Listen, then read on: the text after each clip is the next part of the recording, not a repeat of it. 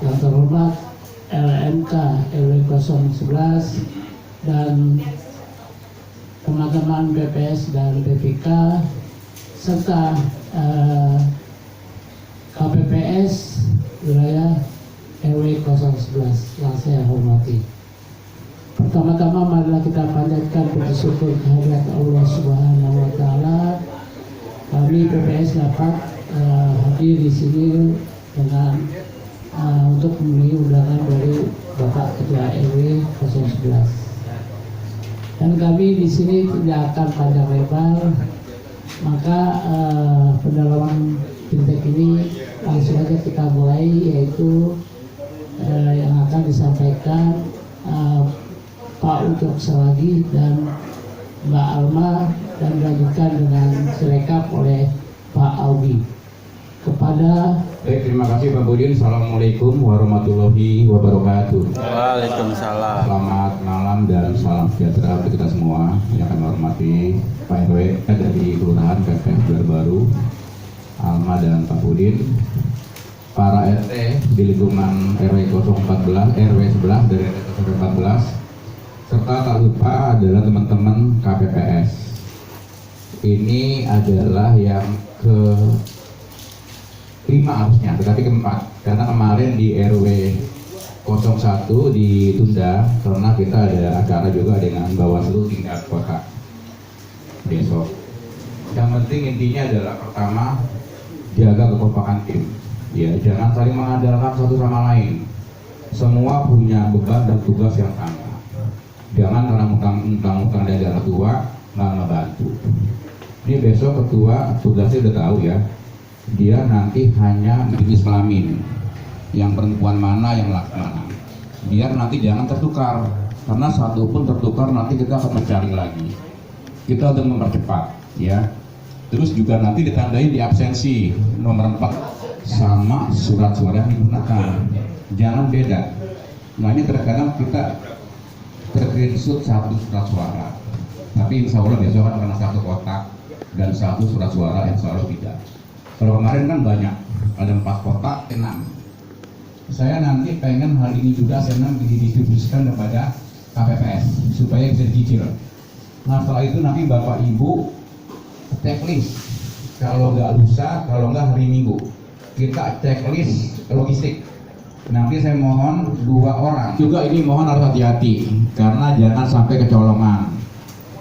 Karena ada kasus ya, kasusnya contoh kemarin di Menteng, Taman Suropati, itu terjadi kasus yang akhirnya satu-satunya sebagai mengadakan pemilihan suara nomor 4 dan nomor 5 sangat-sangat diperlukan. Jangan sampai nanti Bapak Ibu di saat melihat mengecek KTP itu terlewat, karena KTP kan hampir sama semua nih, jenisnya biru semua. Ingat, yang boleh menggunakan hak pilih besok adalah dia harus ber-KTP DKI. Ingat nih, ber-KTP DKI.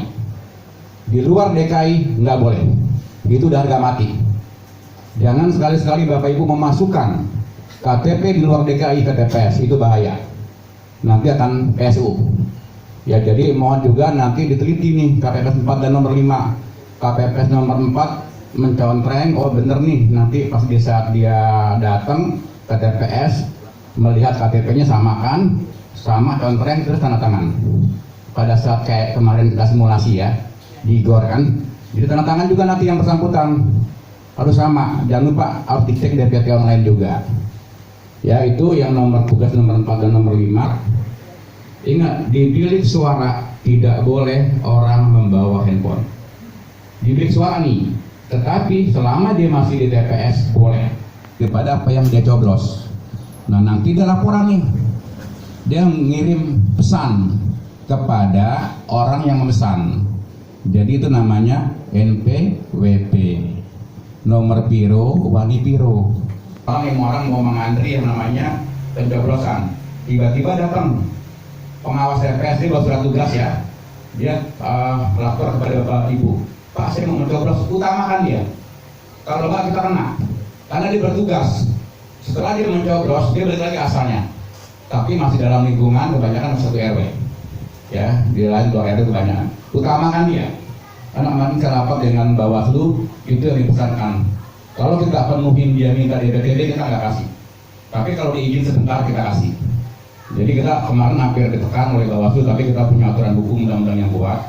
Dia tidak bisa sebagai DPTB daftar pemilih tambahan atau pemilih pindah, tapi dia boleh terutamakan di saat mencoblos. Jadi nggak mengurangi surat suara. Nah terus Bapak Ibu sekalian, jangan lupa besok banyak media akan meliput di hari H. Bapak Ibu nanti pada H-1 itu nanti banyak didatengin oleh tim pemenangan pasangan calon untuk memberikan surat mandat. Ya, ingat dalam surat mandat tersebut adalah bukan partai, bukan gabungan partai, tetapi logonya adalah tim pemenangan pasangan calon. Di logo atasnya ya, tim logo pemenangan pasangan calon minimal tingkat provinsi atau tingkat kota. Kalau pakai partai tidak boleh. Kita terbuka saja, kayak partai pasangan nomor 1 kan tim pres ya. Itu kan banyak pasangan, banyak partai kan. Tidak dilihat partainya, tapi tim pemenangan pasangan calon. Mereka sudah sepakat semua, yang dikirim adalah membawa surat rekomendasi mandat tim pemenangan pasangan calon, bukan tim partai A, partai B, bukan. Ingat tuh ya. Terus Bapak Ibu juga jangan takut pada saat hari H pelaksanaan, jangan takut ada penekanan dari pihak yang lain, karena Bapak Ibu dilindungi oleh undang-undang. Bekerja seperti biasa saja, seperti yang kayak udah kemarin, di bawah santai aja. Jangan melihat karena ada kadang-kadang tim dari salah satu partai pasangan calon banyak, Bapak melihat ada ketakutan. Jangan takut. Di dalam ada kita, di luar ada aparat keamanan. Upayakan sekecil mungkin hindari perselisihan, baik dengan pengawas maupun dengan saksi. Selesaikan di situ juga, jangan sampai keluar. Kalau Bapak Ibu tidak sanggup mengatasi masalah tersebut di dalam lingkungan TPS, bisa menghubungi TPS-nya atau bisa menghubungi saya. Saya akan langsung datang ke TKP, kita selesaikan secara baik-baik. Hindari perdebatan panjang, itu nanti memakan waktu. Kasihan juga nanti pemilih yang antri. Nah, saya pesan nanti pada saat nanti Bapak Ibu menerima form C undangan atau C pemberitahuan, diatur jamnya.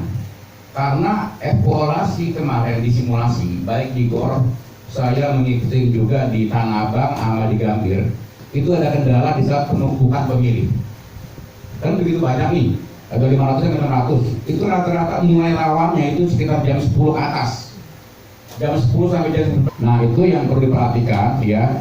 Terus jangan sekali-sekali nanti kita menghilangkan hak pilih. Ini contoh yang sering kali terjadi setiap pemilu. Misalkan ibu Ani, dia datang, dia mau mencoblos, udah dipanggil namanya kan duduk nih, ya antri nih, tiba-tiba dipanggil nih sama suaminya, dia keluar. Lupa nggak Bapak Ibu sekalian? Satu surat suara itu bikin kita ribet, ditandain, ya tanda ini pakai entah spidol biru merah sedang keluar. Jadi arus surat suara tidak berubah. Ya, jadi tetap jangan di 99, jangan dibikin 100. Ya, 59 lokasi di mana? Bagus kali ya, ada pakai tenda. Oke, saya percaya dia sama Bu Mahira ya. TPS 60. Ada nggak 60? Gimana, Bang? Tenda ya? Oke, mantap. 61? 61 gimana PT? Pak, itu? Cakep ya? Oke, bagus. 62? Di depan Gang PP. Gang PP? Gang PP tenda? Oke, 63 malah bunta ya? Gimana 63? Pakai apa nih? Saya harus diabsen masalah tenda nih, karena amanat dari Pak Wali. 63 ada kan? Gimana Pak? Tendanya siap ya? Oke, ya, oke. Alhamdulillah ya, dari 5 sampai 63 ternyata memang apa yang diharapkan dan diinginkan oleh kita semua bisa terpenuhi, karena kita menghindari banjir atau hujan deras. Kalau terus juga dicari alternatif, ya, hanya untuk menyimpan dokumen-dokumen penting. Tolong diinventaris 59 sampai 63 apabila hujan. Solusi plan keduanya adalah mengamankan dokumen ke rumah si A. Ya jangan sampai nanti nggak ada. Kita juga harus punya planning. Dan lupa nanti akan mantau juga. Nah, mohon kesiapan teman-teman juga. Itu masalah tenda. Yang kedua adalah masalah uang makan. Uang makan kemarin dapat 47.000. Besok dapat 60.000 satu kali makan. Bapak Ibu besok dapat 2 kali makan. Jadi 120. Kalau kemarin Pak termasuk langsung dapat haknya mereka. Kasih kepada mereka. 120 per orang. Nambahnya kan? Makan warteg nambah sih. Pinjam yang ada. Pasti ada yang punya salah satu di antara 9 orang. Pergunakan, ya. Jangan beli mesin fotokopi mahal. Pinjam aja. Ini nanti ini sekarang saya lagi nunggu sebetulnya nih. Saya sudah ditelepon, pengen turun surat saya pemberitahuan. Itu ada uangnya untuk menulis, cuma nggak besar, 100.000 per TPS. Lumayan harus dipertanggungjawabkan oleh BPK. Nah ini juga saya perlu terbuka. Jadi jangan ada dusta di antara kita. Kalau Bapak Ibu kurang paham dalam hal tata cara pembuatan LPJ, nanti ada bersama-sama kita bikin. Teman-teman pasti mau ya dalam hal untuk pembuatan LPJ. Tapi harus dengan mekanisme. Memfasilitasi kita ini PPS dan kita juga untuk mengadakan pendalaman BIMTEK di RW 11 khususnya. Nah, pertama-tama ini biasanya dari pendalaman kemarin kita ini absen dulu. Biar kenapa? Biar kita tahu pendalaman yang datang siapa aja nih, gitu. Karena kan kemarin pas BIMTEK kita tahu yang nggak ngerti siapa aja. Nah, dari TPS 59 berapa orang yang hadir berarti pendalaman? 3. TPS 60 TPS 60 59 62 dan 63 gak bisa ngisi plano sama sekali. Di BIMTEK mereka 3 TPS ini di RW 11 beda sama RW 10. RW 11 ini tidak mengerti mengisi plano sama sekali. Yang didatangi kemarin BIMTEK itu 4 orang. Nah, tapi orang-orangnya hanya sedikit yang datang nih, yang gak ngerti. Sisanya Bu Maya gitu-gitu gak datang kan? Gak datang ya, Bu Lisna. Nah harusnya mereka dihadirin sekarang. Karena mereka teknisnya aja gak ngerti. Tupoksi mereka aja mereka gak ngerti. Kemarin juga kita datang kan, Pak Ucok datang jam 3 malam ke ini ya, ke TPS-nya yang depan hotel tuh. Bantu ngisi plano, PPK bantu ngisi plano KPPS. Itu nggak tahu kita apa karena kurang kita pendalaman atau gimana. Nah makanya sekarang pendalaman di RW ini seharusnya kami mengharapkan orang tersebut hadir karena nggak cukup 3 orang yang mengerti, harus 7-nya gitu.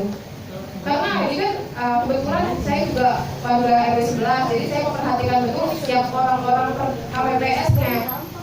Nah, KPPS 59, 62 dan 63 itu memang menjadi fokus utama PPK dan PPS di RW 11.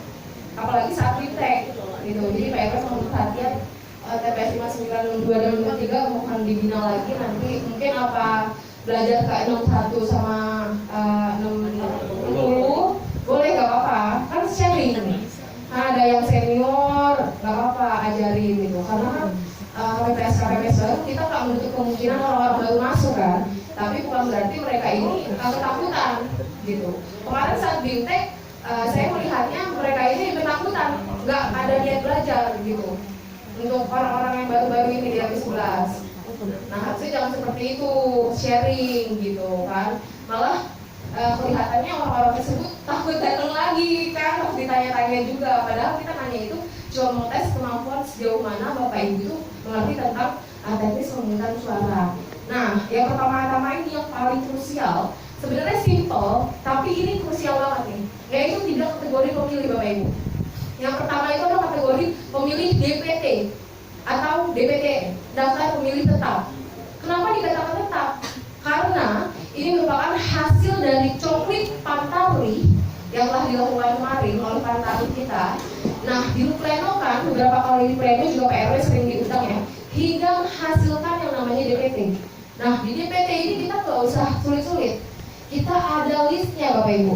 Jadi Bapak Ibu tinggal melihat list nama-nama orang tersebut di dalam daftar hadir DPT itu sendiri. Nah, untuk DPT saya kira lebih mudah.